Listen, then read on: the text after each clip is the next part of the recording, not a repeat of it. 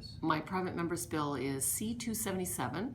It is a bill to create a palliative care framework for Canada. And essentially, we're trying to make sure that we have consistent access for palliative care for all Canadians.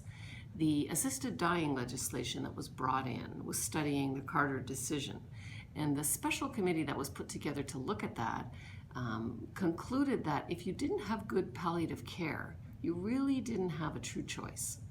And so based on that and an all-parliamentary committee that existed the previous session that studied palliative care and came out with recommendations, my bill then is the culmination of that.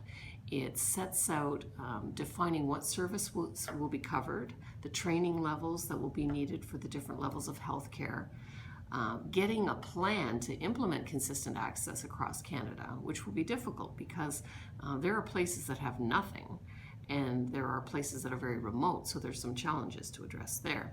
And then trying to figure out what the right mechanism is to bring it forward.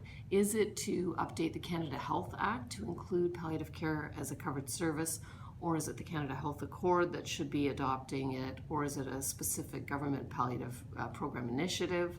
So there's some flexibility there, but essentially we need to do something to get a plan to have consistent access to palliative care for all Canadians.